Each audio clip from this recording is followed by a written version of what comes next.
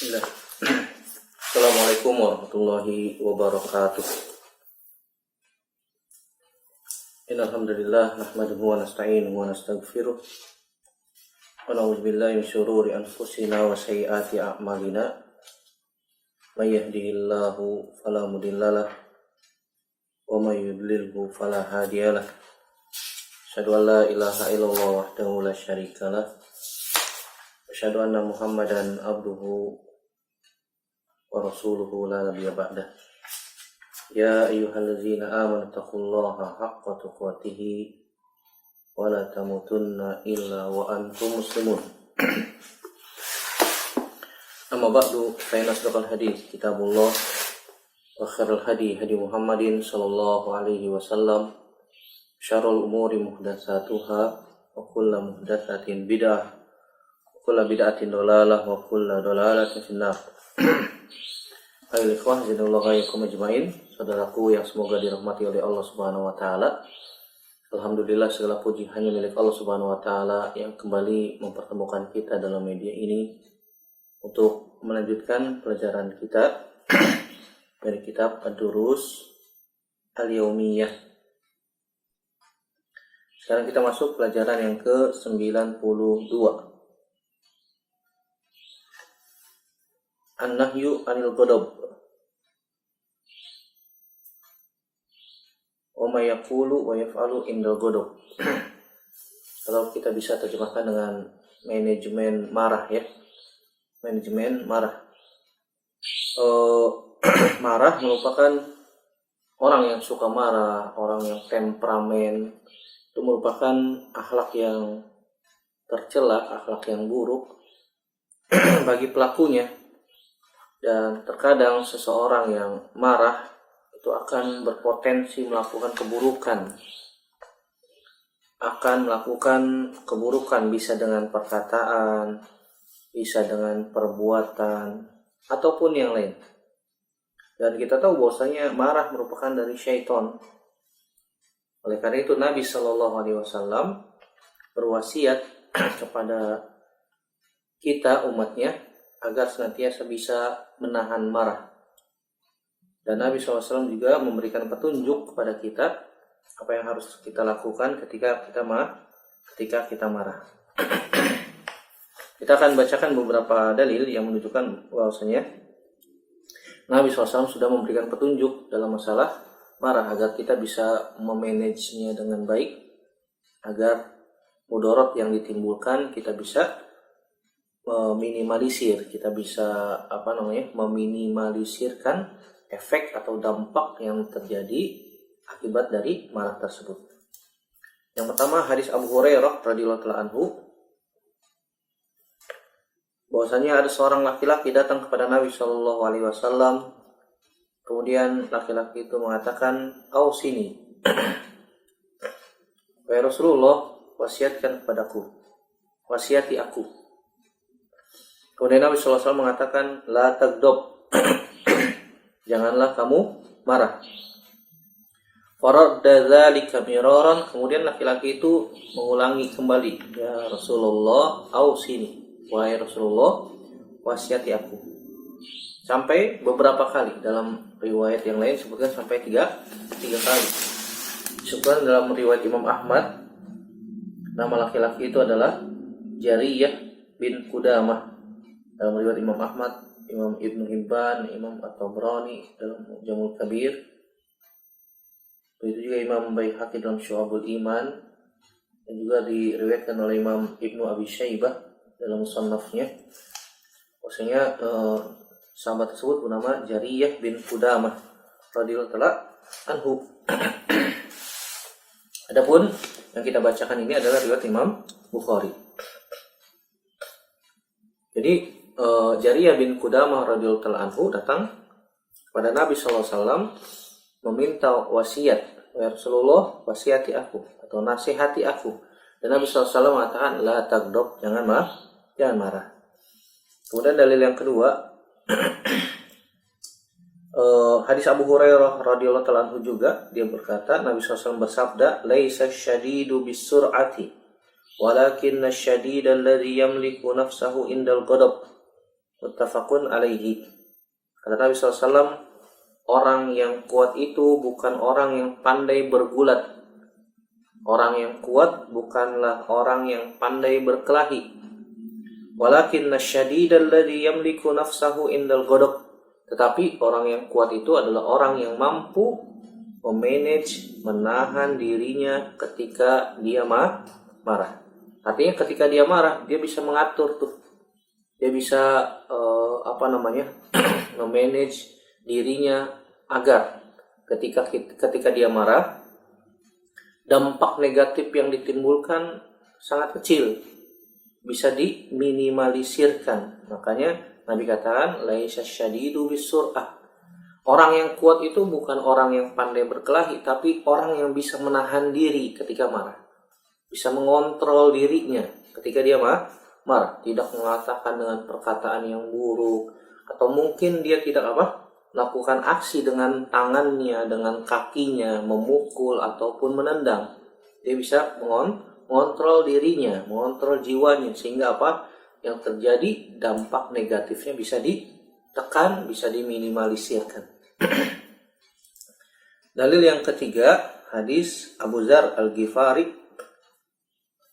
radhiyallahu ta'ala anhu, bahwasanya Nabi SAW mengatakan, idza ghadiba ahadukum wa huwa qa'imun falyajlis fa in dhahaba anhu al-ghadabu wa illa falyattaji'. Akhrajahu Abu Daud. Dari sahabat Abu Dzar Al-Ghifari Jundub bin Junadah radhiyallahu ta'ala anhu, bahwasanya Rasulullah sallallahu alaihi wasallam bersabda, dari hadis Abu Dzar Al-Ghifari radhiyallahu ta'ala anhu, bahwasanya Nabi sallallahu alaihi wasallam mengatakan atau bersabda, "Idza ghadiba ahadukum wa huwa qa'imun." Jika seorang di antara kalian sedang marah dan dia sedang berdiri, falyajlis, maka hendaknya dia duduk. Fa in zahaba anhu al-ghadab wa illa falyattaji. Jika marahnya hilang, alhamdulillah ya. Jika marahnya masih ada, hendaknya dia berbaring. Sini Nabi SAW menunjuki kepada kita cara mengontrol marah. Kalau kita sedang marah, emosi, posisi kita sedang berdiri, maka hendaknya duduk. Atau orang lain yang menyaksikan, melihat, memberikan nasihat, mas duduk mas, duduk, minum, gini air, minum. Kalau sedang duduk masih marah juga, maka berbaring. Ini hadis dikeluarkan oleh Imam Abu Daud. Yang keempat, dalil tentang memanage marah adalah hadis Salman atau Sulaiman bin Surad. Sulaiman bin Surad radhiyallahu ta'ala anhu, beliau mengatakan, istabba rajulani inda Nabi sallallahu alaihi wasallam wa nahnu indahu julusun wa ahaduhuma yasubbu sahibahu mughdaban qad ihmarra wajhuhu faqala an-nabiy sallallahu alaihi wasallam inni la a'lamu kalimatan law qalaha la dhahaba anhu ma yajid a'udzu billahi minasyaitonir rajim. Muttafaqun alaihi. Kata Sulaiman bin Surad radhiyallahu ta'ala anhu, semoga Allah meridhoinya, beliau mengatakan, istabba rajulan, ada dua orang yang istabba, saling mencela satu sama yang lain di sisi Nabi SAW. Wa nahnu indahu julusun, dan ketika itu kami sedang duduk bersama Nabi SAW.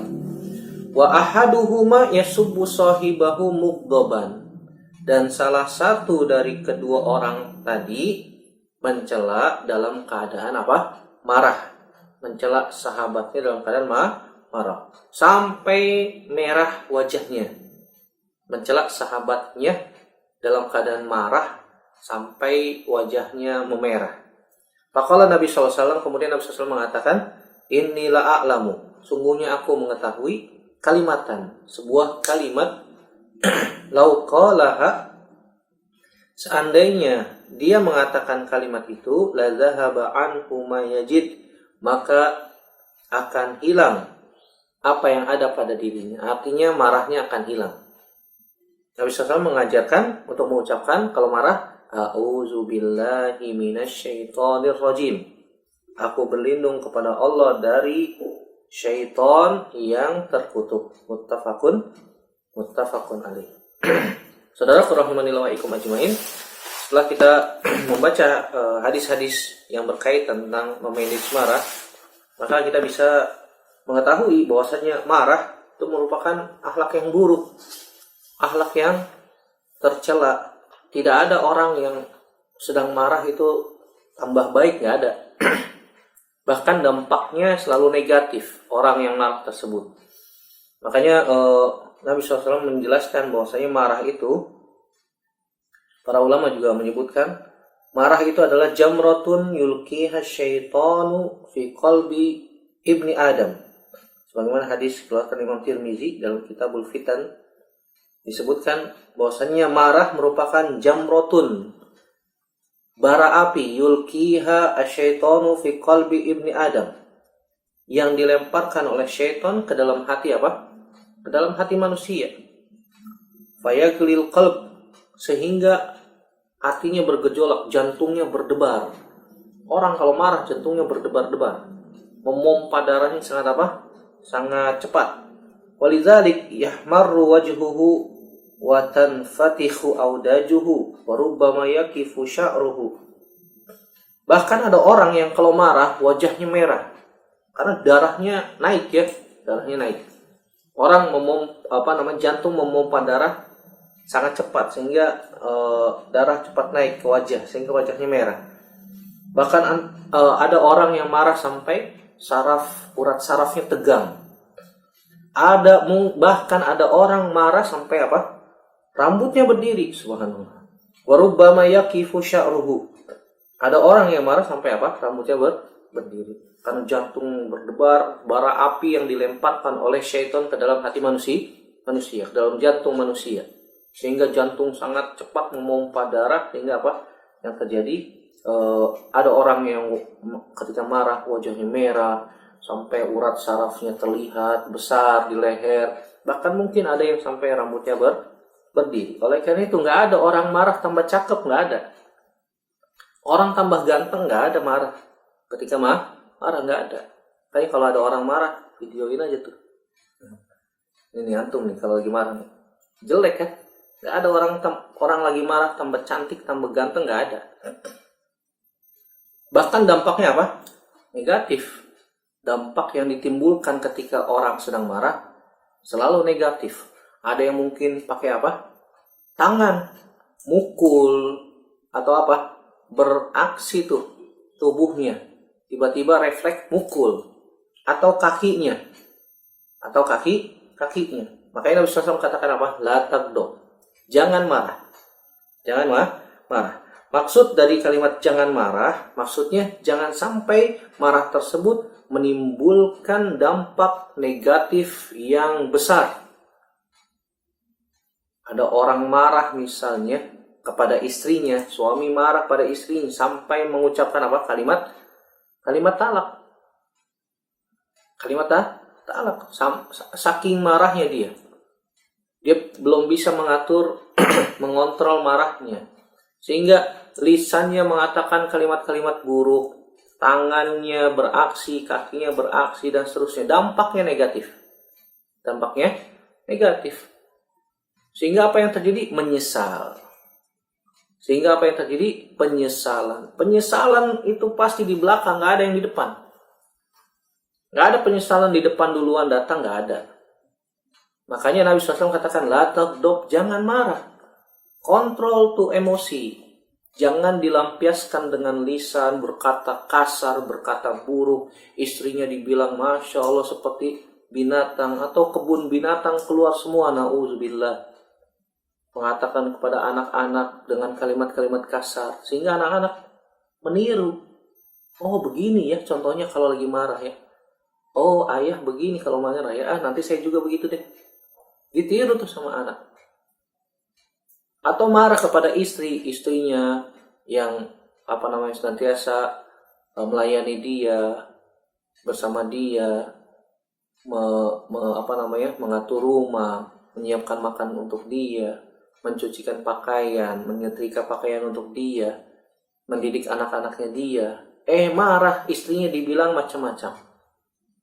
Kalimat yang keluar kalimat kasar. Subhanallah. Umar bin Khattab radhiyallahu ta'ala anhu, kalau istrinya marah, Umar bin Khattab diam. Umar bin Khattab nih, subhanallah. Siapa kita dibandingkan Umar bin Khattab radhiyallahu ta'ala anhu? Umar bin Khattab yang orangnya tegas. Orangnya tegas, dikit-dikit, wahai Rasulullah biar saya penggal palanya. Ini kalau sama orang kafir. Tapi kalau istrinya marah, Umar bin Khattab diam. Sampai sahabatnya, wahai Umar, istri Anda marah, Anda diam saja. Kata Umar bin Khattab, apa? Dialah istriku yang telah melahirkan anak-anakku, yang mencucikan pakaianku, yang menyiapkan makanan untukku. Tidak pantas saya marah untuk kepada dia. Subhanallah. Lihat ini Umar.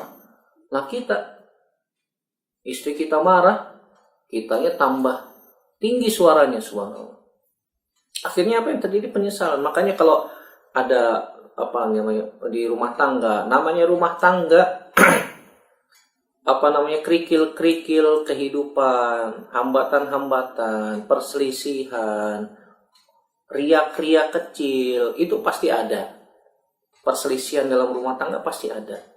Jangan sampai karena permasalahan sepele bisa menimbulkan mudarat besar, bisa menimbulkan efek negatif yang sangat besar. Jangan sampai, apalagi sampai cerai. Itu yang diinginkan syaitan, agar pasangan suami istri bisa pisah. Itu yang mereka inginkan. Jangan sampai terjadi demikian. Kalau istri lagi marah, suami diam. Suami diam. Jangan jangan angkat nada, jangan angkat suara, atau keluar cari angin. Biar Biar adem. Atau ketika suami sedang marah tinggi suaranya, istri diam. Salah satunya ada yang rendah. Jangan diangkat suaranya masing-masing. Ketika dua-duanya egonya naik, mau menang sendiri, tidak mau kalah, angkat suara dua-duanya, jadi deh perang dunia. Makanya mungkin keluar perkataan yang buruk, bahkan mungkin tangan beraksi, kaki beraksi, dan seterusnya. Oleh karena itu Nabi SAW katakan la taghdab, jangan marah, atur marah. Dan kita tahu bahwa marah merupakan tabiat manusia. Nggak ada manusia yang nggak pernah marah, nggak ada. Semuanya pasti pernah marah. Tapi bagaimana kita bisa mengontrol marah tersebut? Jangan sampai marah yang kita luapkan itu menimbulkan dampak negatif yang besar. Makanya para ulama mengatakan al-ghadabu babu kulli syarrin. Marah itu merupakan pintu dari setiap keburukan. Pintu dari setiap keburukan. Ada marah-marah yang sifatnya tabiat, ada. Manusia marah biasa biasa. Nabi SAW pun marah. Nabi SAW pun marah. Kalau agamanya dilecehkan, Nabi marah. Begitu juga kita. Kalau ada orang yang melecehkan agama kita, marah. Wajar. Tapi bagaimana cara marahnya? Dikontrol, dimanage dengan baik. Jangan sampai menimbulkan efek negatif yang lebih besar. Nabi SAW kalau ada orang yang baru masuk Islam, sampai baju Nabi ditarik, subhanallah, sampai lehernya bergaret merah di lehernya. Ternyata Nabi lihat, oh ini orang Badui. Coba kalau Umar bin Khattab yang narik bajunya, oh Nabi marah. Ini ada apa Umar? Narik baju. Ternyata orang Arab Badui yang tidak tahu apa-apa dan baru masuk Islam mungkin. Hatinya masih lemah. Nabi SAW hanya Senyum.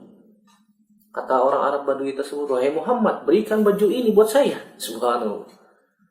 Berikan baju ini buat saya. Baju Nabi tadi. Nabi nggak marah. Nabi buka bajunya, dikasih ini buat kamu. Subhanallah. Itu akhlak Nabi Sallallahu Alaihi Wasallam. Ketika Nabi SAW sedang berada di dalam masjid, tiba-tiba masuk orang Arab Badui, buang air kecil di pojokan masjid. Subhanallah. Kalau kita seperti itu gimana tuh?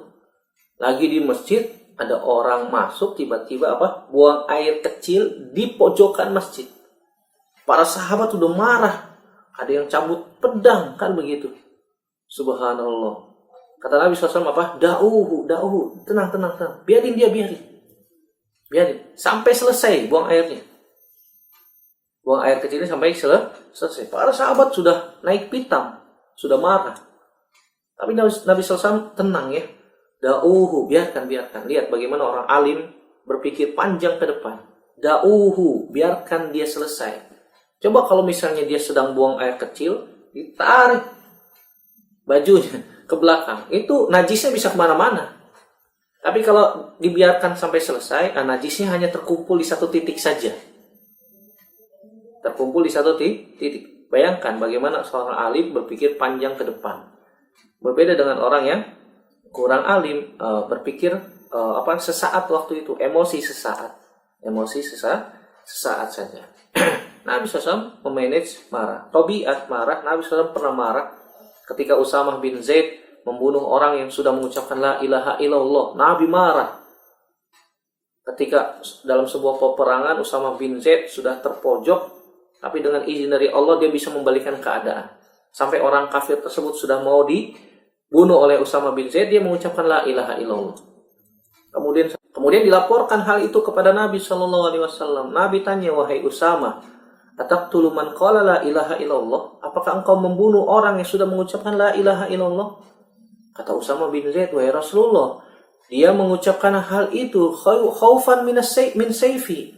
Dia mengucapkan itu karena takut dari pedangku supaya tidak dibunuh.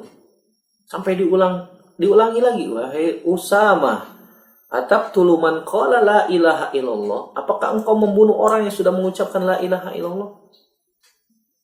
Usamah bin Zaid pun memberikan alasan lagi, wahai Rasulullah, dia mengucapkan itu karena takut dari pedangku. Nabi SAW mulai naik pitam, marah.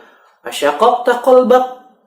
Apakah engkau sudah belah tuh dadanya sehingga engkau tahu apakah dia mengucapkan itu karena takut akan pedangmu atau karena ingin benar-benar masuk Islam?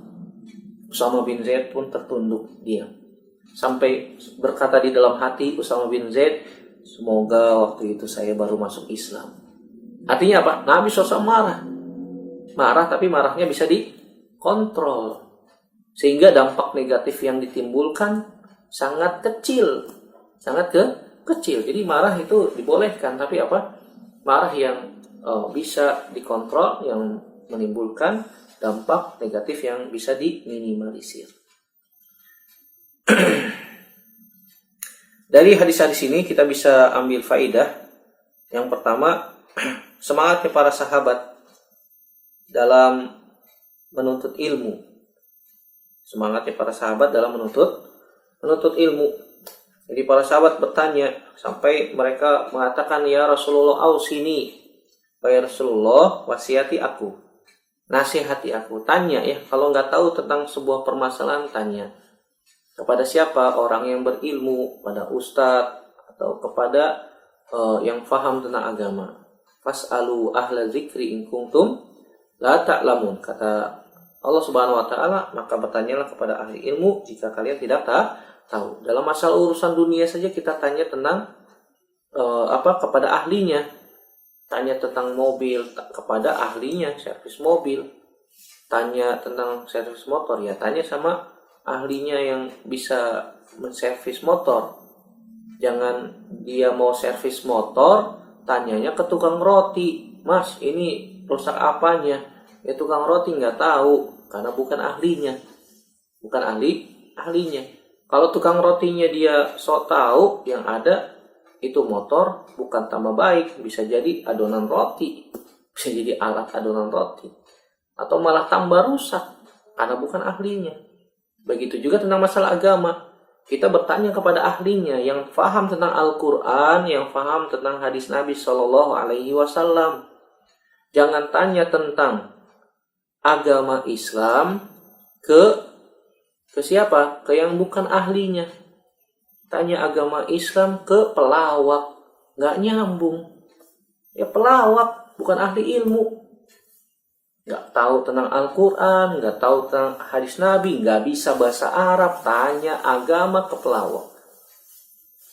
Atau ke pegawai kantor nggak tahu tentang masalah agama, ditanya. Akhirnya apa yang terjadi? Fa'aftau bi ghairi ilmin fadallu fa'adallu. Maka dia pun berfatwa tanpa ilmu, kemudian dia sesat dan menyesatkan. Subhanallah. Hati-hati ya. Semoga kita dijaga oleh Allah Subhanahu wa taala untuk tidak mengatakan sesuatu tanpa ilmu. Kalau kita tidak tahu, maka katakan Allahu a'lam bishawab. Saya tidak tahu. Coba tanya kepada yang lain. Yang lain. Pelajaran yang kedua yang bisa kita ambil adalah annal mukhataba yukhatibu bima taqtadihi haluhu wa hadhihi qaidatun muhimmah. Ketika kita memberikan sebuah nasihat, maka dilihat kebutuhan orang yang minta nasihat. Ketika kita diminta nasihat, maka dilihat apa kebutuhan orang yang meminta nasihat. Sebagaimana sahabat Jariyah bin Qudamah datang kepada Nabi Shallallahu Alaihi Wasallam, ya Rasulullah, ausini. Kemudian Nabi SAW katakan apa? La taghdab, jangan marah.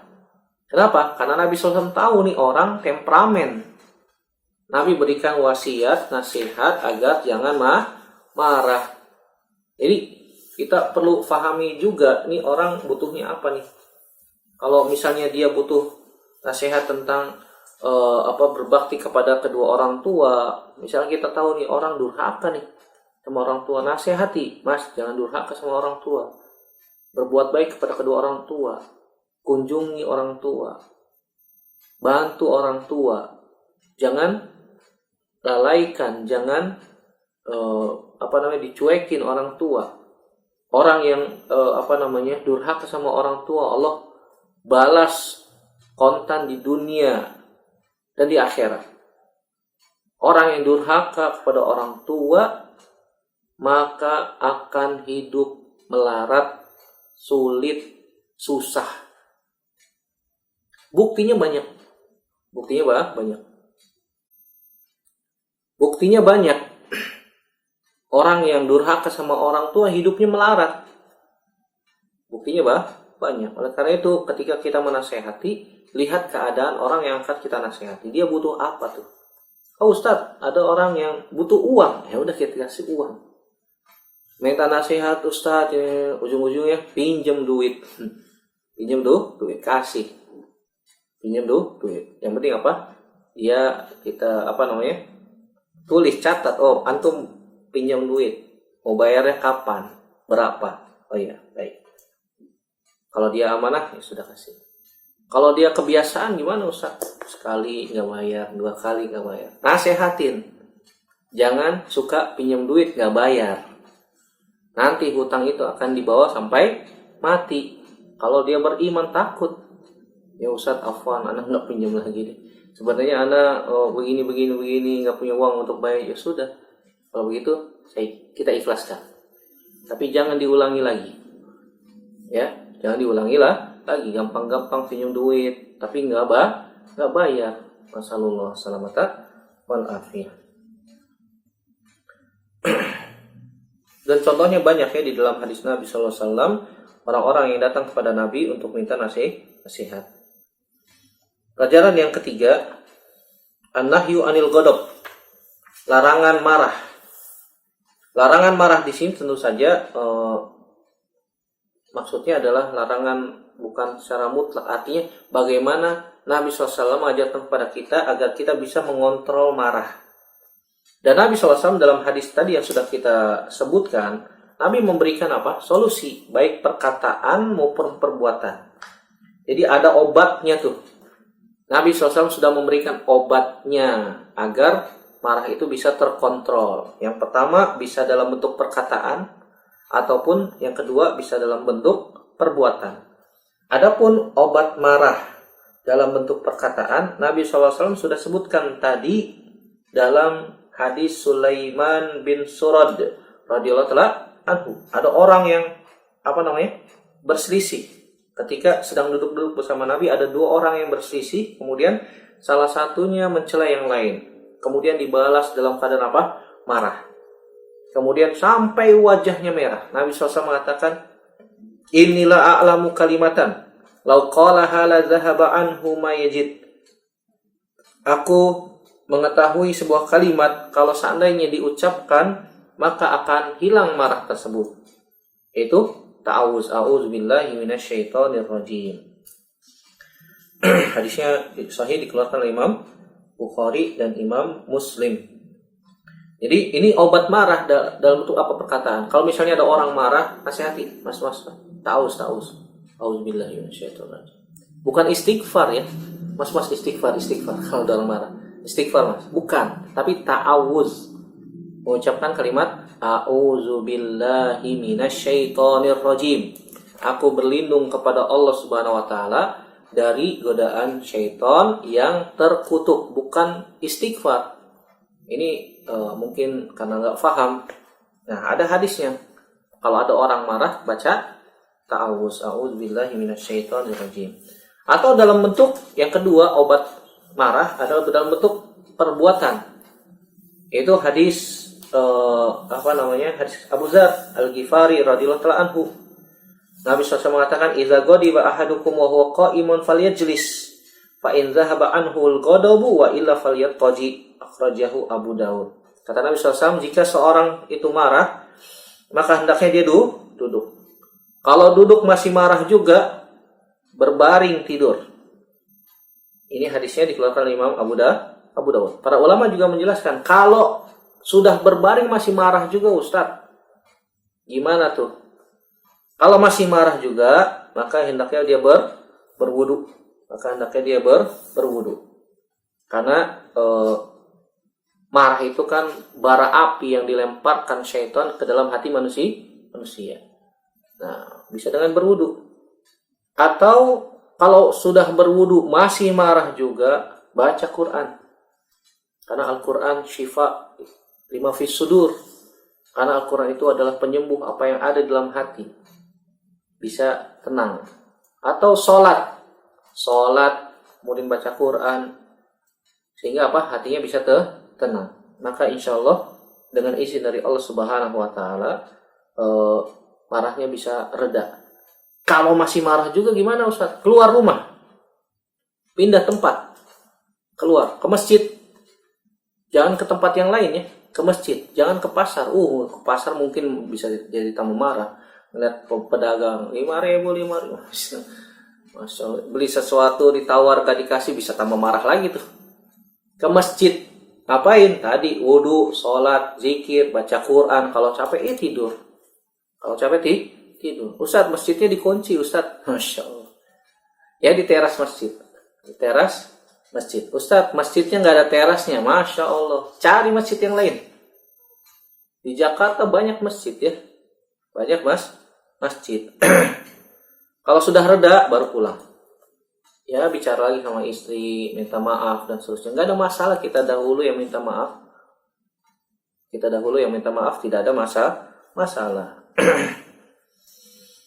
Kemudian pelajaran yang keempat yang bisa kita ambil adalah an-din al-islami yanha an masawi'il akhlaq. Bahwasanya agama Islam melarang akhlak-akhlak tercela, akhlak-akhlak yang buruk. Sebagaimana Nabi katakan la taghdab, jangan marah. Dan para ulama juga menyebutkan orang yang suka marah itu dampaknya buruk. Bisa pada diri dia. Orang yang gampang marah itu, kata sebagian ulama menyebutkan fa'alaika bil hilmi, hendaknya kalian untuk tenang, sabar. Ma'am kana kadzalika hatta yastariha qalbak, yang bisa dikontrol emosi tersebut sehingga hatinya bisa tenang. Wa tabta'idu anil amradit tari'ah minal ghadab, dan engkau ketika bisa mengontrol marah, hati tenang, Anda akan terjauhkan dari penyakit-penyakit yang bisa membinasakan, penyakit-penyakit yang berbahaya. Kasukar seperti diabetes. Orang yang suka marah itu gampang diabetes. Kasukar wal dhagt wa ma asbahahu, dan orang yang suka marah itu biasanya tekanan darahnya tinggi. Wa ma asbahahu, dan penyakit-penyakit yang semisal. Ini dampak negatif orang yang suka marah. Diabetes, tekanan darah tinggi, atau apalah ya. Ini menurut sebagian ulama dan disebutkan oleh Syekh Muhammad bin Shalih Al-Utsaimin dalam syarah Hadis Arba'in An-Nawawi, hadis nomor 16, halaman 208. Halaman 208. Jadi marah bisa menimbulkan dampak negatif pada diri kita juga atau pada orang lain. Oleh karena itu, hendaknya kita bisa mengontrol marah. Dan hendaknya ketika marah lebih baik diam, jangan berkata-kata. Dikhawatirkan perkataan yang terlontar dari lisan kita adalah perkataan buruk. Kenapa? Karena Nabi SAW tadi sudah katakan, laisa syadidu bisur'ah. Hadis Abu Hurairah radhiyallahu anhu yang diriwayatkan oleh Imam Bukhari dan Imam Muslim, orang yang kuat itu bukan orang yang pandai bergulat, orang yang pandai berkelahi, bukan. Tapi orang yang kuat man yamliku nafsahu indal ghadab. Tahan. Jangan bicara, diam. Diam. Maka hakikat orang yang kuat itu adalah yang bisa menahan dirinya ketika apa? Ketika marah. Wallahu a'lam bishawab. Ini yang bisa kita bahas pada kesempatan kali ini tentang manajemen marah. Insya Allah kita akan bertemu kembali pada pertemuan yang akan datang, pelajaran ke-93 insya Allah ta'ala. Demikian yang bisa kita bahas. Semoga yang kita kaji pada hari ini bermanfaat untuk saya pribadi dan semua yang mendengarkan. Yang benar datangnya dari Allah Subhanahu wa taala saja, yang salah murni dari saya pribadi. Kita bertobat kepada Allah Subhanahu wa taala dan mohon maaf jika ada kalimat atau kata-kata yang kurang berkenan. Yang benar datangnya dari Allah Subhanahu wa taala saja, dan semoga Allah Subhanahu wa taala bisa memberikan kepada kita taufiknya agar kita bisa mengontrol marah, bisa memanage marah, sehingga dampak negatif yang ditimbulkan bisa kita minimalisirkan. Dan semoga Allah Subhanahu wa taala juga kembali menghimpun kita, mengumpulkan kita semua di dalam surganya tanpa hisab dan tanpa azab. Amin ya rabbal alamin. Demikian, semoga bermanfaat. Aqulu qouli hadza astaghfirullah li wa lakum. Subhanaka Allahumma wa bihamdika asyhadu an la ilaha illa anta astaghfiruka wa atubu ilaik. Wassalamu alaikum warahmatullahi wabarakatuh.